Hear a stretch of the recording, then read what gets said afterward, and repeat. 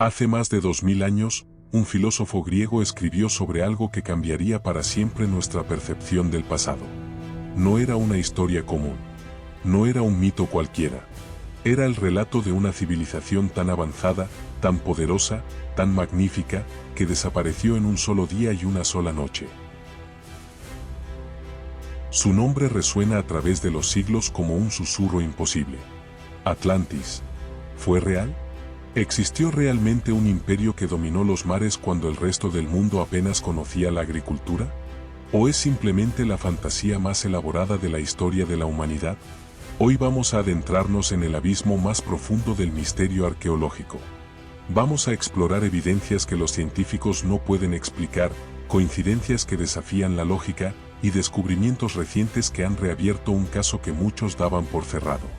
Prepárate, porque lo que estás a punto de descubrir podría cambiar todo lo que creías saber sobre nuestro pasado. Esto es el enigma de Atlantis. Todo comenzó en el año 360 a.C., en la Academia de Atenas. Platón, uno de los pensadores más brillantes que ha conocido la humanidad, estaba escribiendo dos de sus diálogos más enigmáticos, el Taimeo y el Critias. Y en esas páginas, dejó caer una bomba que resonaría durante milenios. Platón no presentó la historia como una fábula o una alegoría. La presentó como un hecho histórico real, transmitido de generación en generación. Según él, la historia le fue contada por su antepasado Solón, uno de los 7 sabios de Grecia, quien a su vez la había escuchado de los sacerdotes egipcios en la ciudad de Sais. Y aquí está lo fascinante. Platón fue específico. Tremendamente específico. Describió una isla más grande que Libia y Asia Menor juntas, situada más allá de las columnas de Hércules, lo que hoy conocemos como el Estrecho de Gibraltar. Una isla circular, con canales concéntricos perfectamente diseñados, protegida por 3 anillos de agua y 2 de tierra. La capital era una obra maestra de ingeniería. Tenía un templo dedicado a Poseidón cubierto de oro, plata y oricalco, un misterioso metal que brillaba con un resplandor rojizo. Las murallas estaban revestidas de bronce, estaño y el legendario oricalco. Pero no era solo arquitectura impresionante. Los atlantes, según Platón, habían desarrollado una civilización extraordinariamente avanzada. Tenían canales de irrigación, puertos artificiales, una flota de 1200 navíos de guerra, carros tirados por caballos, sistemas de cultivo sofisticados y conocimientos que no deberían haber existido hace más de 11.000 años. Y entonces, sucedió la catástrofe. Platón escribió que los atlantes, corrompidos por su poder y su orgullo, intentaron conquistar Atenas y el mundo mediterráneo. Pero los dioses, enfurecidos por su arrogancia, decidieron castigarlos. En un solo día. Una sola noche catastrófica. Terremotos violentos sacudieron la tierra. El océano se alzó en olas gigantescas. Y la isla entera, con toda su magnificencia, sus palacios dorados, sus templos imponentes, su pueblo, se hundió en las profundidades del mar. Desapareció para siempre. O eso pensamos. Durante siglos, la historia de Atlantis fue considerada exactamente lo que parecía. Una hermosa alegoría filosófica. Una historia inventada por Platón para ilustrar sus ideas sobre la sociedad ideal y los peligros de la decadencia moral. Y tiene sentido, ¿verdad? Ningún otro autor griego antiguo menciona Atlantis. Ni Heródoto, el padre de la historia. Ni Tucídides. Ni Aristóteles, el propio alumno de Platón, quien incluso insinuó que su maestro había inventado la isla. Caso cerrado, ¿no? No tan rápido. Porque aquí es donde la historia se vuelve extraña. Muy extraña. Verás, Platón proporcionó una fecha específica para la destrucción de Atlantis. 9000 años antes de su época, lo que nos llevaría aproximadamente al año 9600 a.C. En pleno final de la última era glacial. Y ahí está el primer problema inquietante. ¿Cómo pudo Platón saber que hace 11.600 años ocurrió un evento catastrófico global? Porque los estudios geológicos modernos confirman que entre el 9700 y el 9600 a.C. hubo un periodo de cambios climáticos dramáticos. El evento conocido como Dryas reciente terminó abruptamente, los glaciares se derritieron a una velocidad asombrosa, el nivel del mar subió más de 100 metros en algunas regiones, y civilizaciones costeras enteras habrían sido literalmente borradas del mapa. Platón no tenía forma de saber esto. No existía la geología. No existía el estudio de los núcleos de hielo. No existía la datación por radiocarbono. Y sin embargo, acertó en la fecha. Pero espera, hay más. Platón describió a los atlantes como una civilización marítima que comerciaba con América. Mencionó específicamente que desde Atlantis se podía pasar a otras islas, y de estas a todo el continente opuesto que rodea ese verdadero mar. En el año 360 a.C., los griegos no sabían que América existía. Faltaban casi 2000 años para que Colón llegara al Nuevo Mundo. ¿Coincidencia? ¿Afortunada suposición? ¿O sabía Platón algo que no debería haber sabido? Durante décadas, explorar las profundidades del océano era imposible. Atlantis, si existía, permanecería oculta bajo miles de metros de agua, inaccesible, invisible. Pero la tecnología avanza. Y el océano comenzó a revelar sus secretos. En 1968, un piloto llamado Robert Brash sobrevolaba las aguas cristalinas de Bimini, en las Bahamas, cuando vio algo que lo dejó paralizado. Una formación de piedras perfectamente rectangulares, alineadas en el fondo marino como una antigua carretera. El camino de Bimini, como se le conoce ahora, tiene más de medio kilómetro de longitud. Las piedras están cortadas en bloques gigantescos, algunos de hasta 5 metros de largo, dispuestos en líneas demasiado rectas para ser naturales. Los geólogos escépticos argumentan que es solo una formación de roca caliza. Pero otros investigadores han encontrado evidencia inquietante. Marcas de herramientas, piedras de apoyo colocadas debajo de los bloques principales y una alineación que parece seguir patrones arquitectónicos deliberados. Y no es el único lugar. Frente a las costas de Japón, a 30 metros de profundidad, se encuentra el monumento Yonaguni. Una estructura masiva de piedra con escalones perfectamente tallados, terrazas, columnas y lo que parecen ser carreteras y plazas. El geólogo marino Masaaki Kimura ha estudiado el sitio durante décadas. Según él, las marcas de herramientas son evidentes, los ángulos son demasiado precisos para ser obra de la erosión natural, y la estructura está orientada según puntos cardinales específicos. Si es artificial, tendría que haber sido construida antes de que se inundara, es decir, hace más de 10.000 años. Cuando supuestamente no existían civilizaciones capaces de semejante hazaña arquitectónica. Pero aquí es donde la historia se vuelve realmente perturbadora. En 2001, un equipo de exploración marina dirigido por Paulina Felitsky utilizó sonares de barrido lateral frente a la costa occidental de Cuba. A una profundidad de 600 metros, los equipos detectaron algo imposible. Estructuras geométricas, pirámides, edificios rectangulares, una formación urbana completa. Las imágenes de sonar mostraban lo que parecía ser una ciudad sumergida de aproximadamente 20 kilómetros cuadrados. La empresa organizó expediciones con sumergibles. Las cámaras capturaron imágenes borrosas pero sugerentes. Bloques de granito pulido, estructuras que parecían tener inscripciones, formaciones que ningún proceso geológico conocido puede explicar. Y entonces, el proyecto se detuvo. El gobierno cubano restringió el acceso. La investigación se congeló.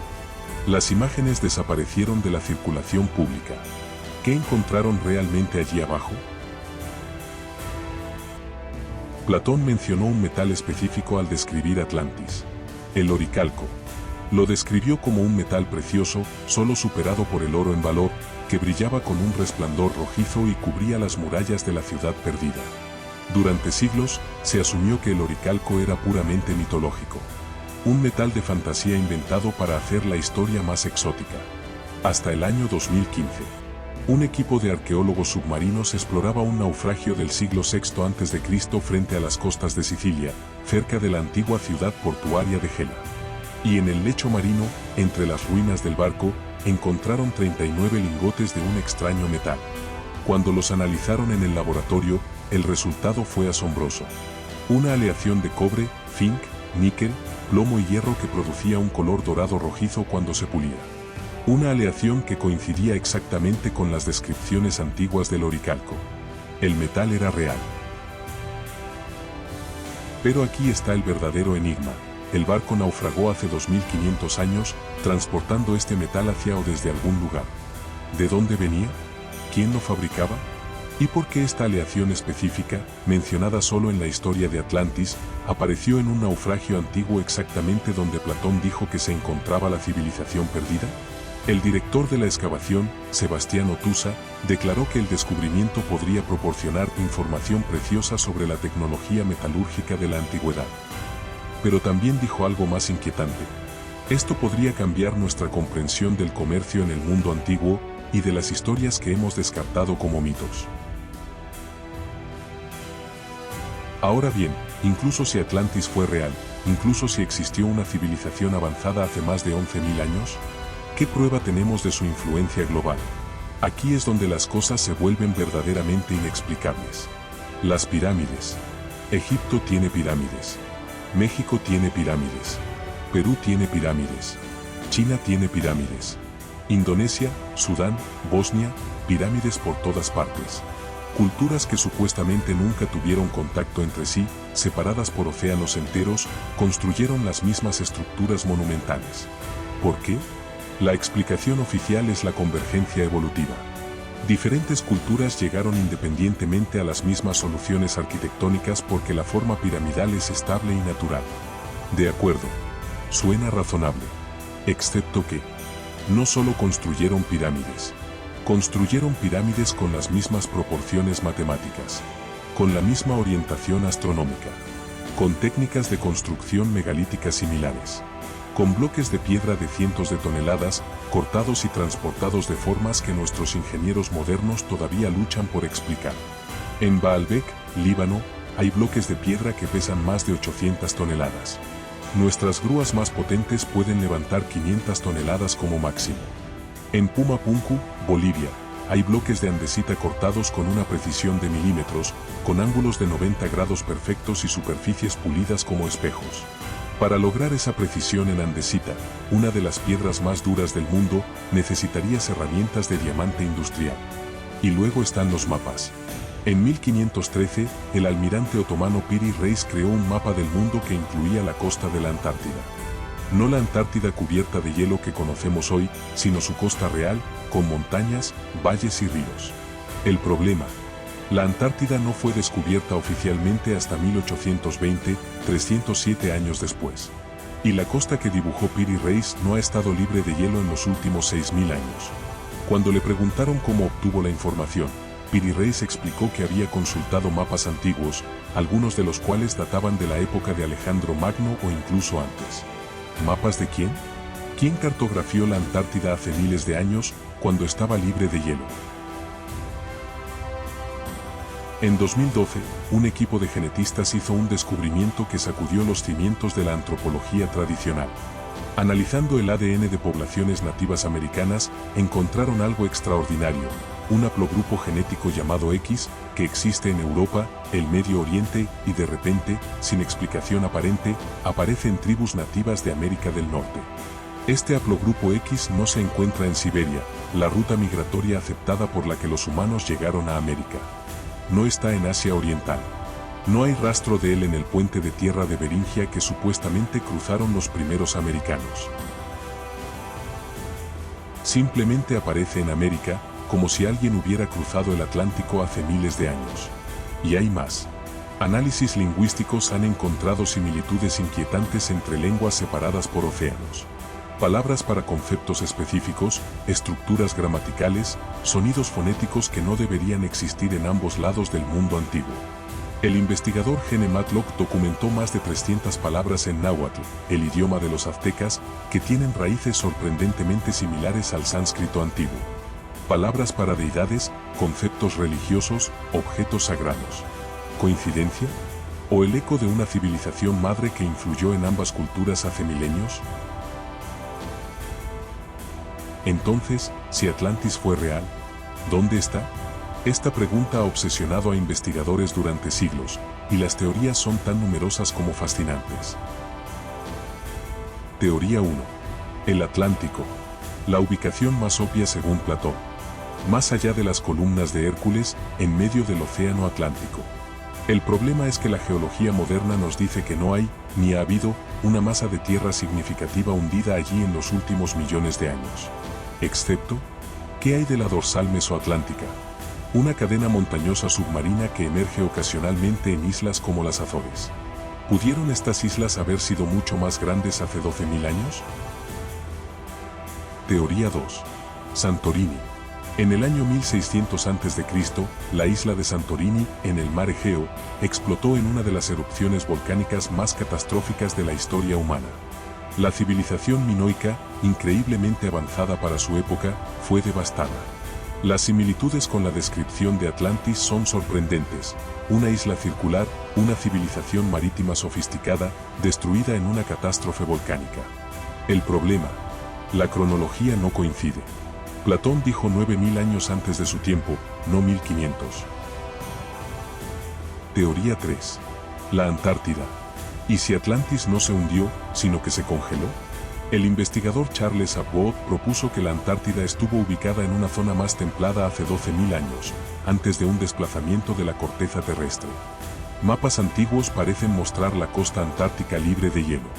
Si una civilización avanzada existió allí, un cambio climático catastrófico habría sepultado toda evidencia bajo kilómetros de hielo. Teoría 4. El Ojo del Sáhara. En Mauritania, en medio del desierto del Sáhara, existe una formación geológica llamada la estructura de Richat o el Ojo del Sáhara. Es perfectamente circular, con anillos concéntricos, mide exactamente 23,5 kilómetros de diámetro, las mismas dimensiones que Platón dio para Atlantis. Algunos investigadores sugieren que esta área estuvo bajo el agua hace miles de años y que podría ser la verdadera ubicación de la ciudad perdida.